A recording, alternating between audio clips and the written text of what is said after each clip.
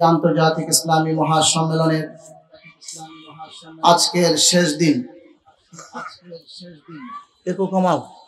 Volume বাড়াও। আমাদের পরিষদ সম্পর্কে আপনারা জানেন, ঐতিহ্যবাহী সংগঠন, মানুষের সুখে দুঃখে ইসলামের প্রয়োজনে যে কোনো সময় এই এলাকার সকল ইমাম, সকল উলামায়ে কেরাম ঐক্যবদ্ধভাবে ঝাঁপিয়ে পড়ে কথা বলেন, ঠিক কিনা? মাদ্রাসার মাহফিল গুলাতে আমরা মন খুলে কথা বলতে পারি না, নানা ধরনের সীমাবদ্ধতা থাকে, কিন্তু যখন পরিষদের মাহফিল হবে সমস্ত স্পর্শকাতর বিষয় নিয়ে দিল খোলা উলামায়ে কেরাম আলোচনা করবে, কথা বলেন, ঠিক কিনা? এখানে থাকবে রাজনীতি, এখানে থাকবে অর্থনীতি, এখানে থাকবে আকীদা বিশ্বাস, এখানে থাকবে মানুষের আত্মশুদ্ধি, এখানে থাকবে মানুষের জীবনের পরতে পরতে ইসলাম যে সলিউশন দিয়েছে, সমাধান দিয়েছে, এই বিষয়গুলো নিয়ে দীপ্তকণ্ঠের মুক্ত আলোচনা, কথা বলেন, ঠিক কিনা? সুতরাং আমরা স্পষ্টভাবে বলতে চাই, মানবতার নবী, মুক্তির নবী, বিশ্ব নবী রাহমাতুল লিল আলামিন যে বিধান নিয়ে পৃথিবীতে এসেছেন, এই বিধানের বাইরে আর কোন বিধান উম্মতে মুহাম্মদী মেনে নিতে পারে নাই, মেনে নিতে পারবে না। চিল্লায়ে কোন ঠিক কিনা? রাসূলুল্লাহ সাল্লাল্লাহু আলাইহি ওয়াসাল্লামের চরিত্র উত্তম চরিত্র। পৃথিবীর যত চরিত্র আছে সমস্ত চরিত্রের মধ্যে কোনো না কোনো দোষ আছে, কোনো না কোনো ধরনের খুঁত আছে। একমাত্র নিখুঁত চরিত্রের অধিকারী আমার নবী, আপনার নবী, বিশ্ব নবী রাহমাতুল লিল আলামিন, কথা বলেন, ঠিক কিনা? আল্লাহ রাব্বুল আলামিন নিজে বলেন, লাকাদ কানা লাকুম ফি রাসূলিল্লাহি উসওয়াতুন হাসানাহ। হে মানব জাতি, শুনো, তোমাদের চরিত্রের রোল মডেল, তোমাদের চরিত্রের আইডল, আইকন কিয়ামত পর্যন্ত মানবতার নবী, মুক্তির নবী, দয়ার নবী, মায়ার নবী মুহাম্মদ ইবনে আবদুল্লাহ রাসূলুল্লাহ সাল্লাল্লাহু আলাইহি ওয়াসাল্লাম। আল্লাহ তার চরিত্রের ঘোষণা বলেন, ওয়া ইন্নাকা লাআলা খুলুকিন আযীম। হে রাসূল, আমি দুনিয়াতে অনেক কিছু দিয়েছি, আর আপনাকে দিয়েছি সর্বোত্তম চরিত্রের অধিকারী, বলেন সুবহানাল্লাহ। এই নবী পায় আমরা খুশি না বেজার? এই নবীর মুজিজার আলোচনা করলে এইরকম সম্মেলন অনেকগুলো করতে হবে, বিশ্ব নবীর মুজিজা শেষ হবে না।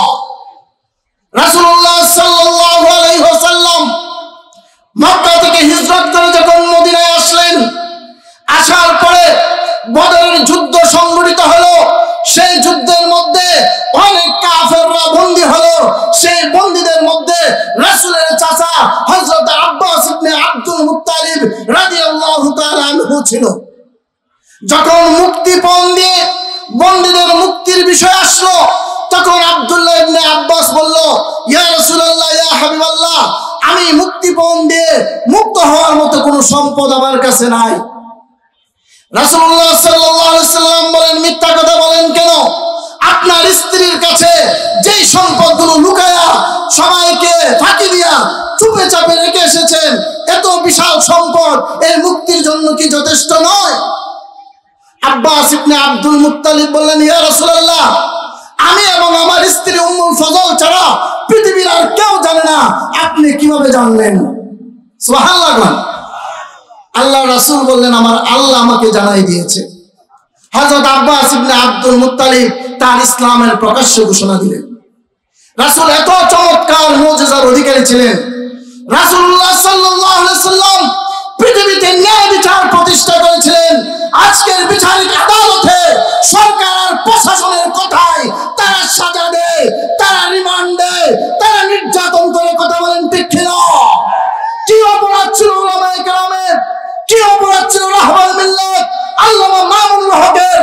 কেন তাকে রিমান্ডের পর রিমান্ড দিয়ে তার চরিত্র হরণ করে বেজ্জতি করা হয়েছে? যে মানব রচিত বিচারালয়, যে মানব রচিত সংবিধান আলেমদেরকে নির্যাতন করে, নিরপরাধ মানুষকে হত্যা করে, খুন করে, ওই সংবিধান আমরা মানি না, কথা বলেন, ঠিক কিনা? আমরা চাই আল কোরআনের শাসন কায়েম করতে। আল্লাহ রাসূলের কাছে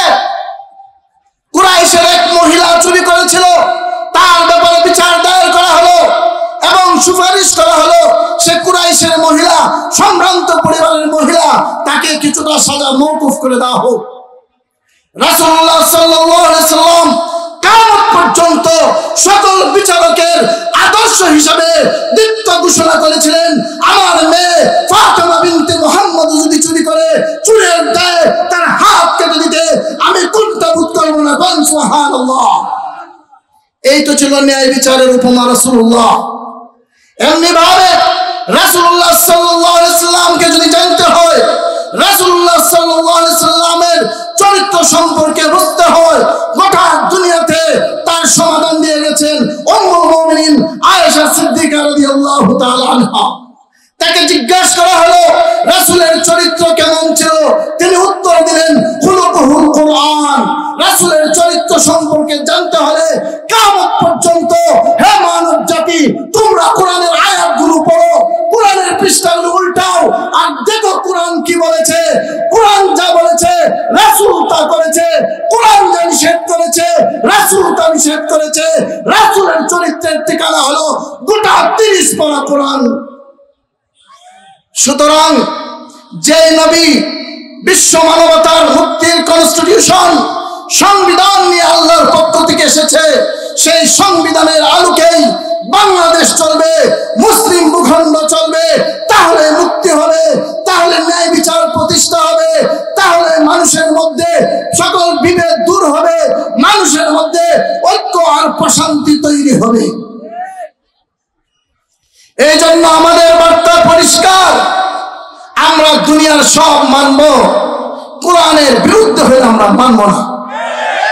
আমাদের বার্তা পরিষ্কার, দুনিয়ার সবাইকে সম্মান করব, রাসূলকে যারা অসম্মান করে আল্লাহর কসম তাদেরকে সম্মান করতে পারবো না। আমার বাবা মাকে গালি দিবেন, ধৈর্য ধরব, আমার সমস্ত বিষয় নিয়ে কথা বলবেন, ধৈর্য ধরব, কিন্তু রাসূলের জীবন নিয়ে কটূক্তি করবেন, তাদের কোনো ক্ষমা নাই, তাদের কোনো ক্ষমা নাই। চিল্লার কণ্ঠে কেনা।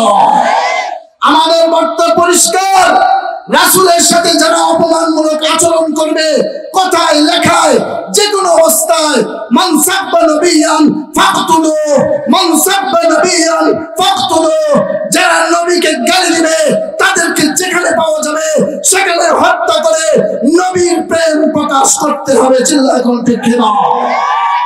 আর মান সাব্বা আসহাবুন নবী, যারা নবীর সাহাবীর গালি দিবে ফাদরিবু, তাদেরকে ব্যর্থঘাত করতে হবে, তাপাইতে হবে। কথা বলেন ঠিক কিনা?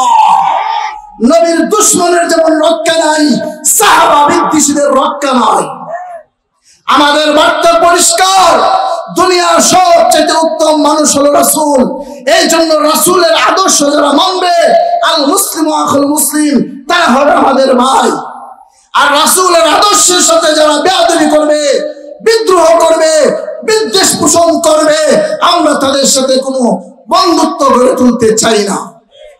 এই জন্য গোটা পৃথিবীতে আমার পর্যবেক্ষণ করে আমি যা দেখলাম, ইউরোপের কয়েকটা রাষ্ট্র আর আমাদের উপমহাদেশের মধ্যে একমাত্র ভারত কিছুদিন পর পর নবীর চরিত্র নিয়ে কিছু কুলাঙ্গার কটূক্তি করে। কথা বলেন ঠিক কিনা?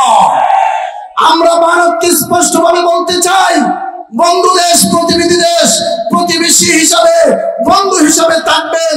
আপনারা যদি বাংলাদেশ দখলের স্বপ্ন দেখেন, আপনারা যদি অখণ্ড ভারতের স্বপ্ন দেখেন, আমরা দিল্লির সালতানাত, লালকিল্লা, তাজমহল আবার দখল করে আবার মুসলিম সালতানাত কায়েম করার স্বপ্ন দেখি।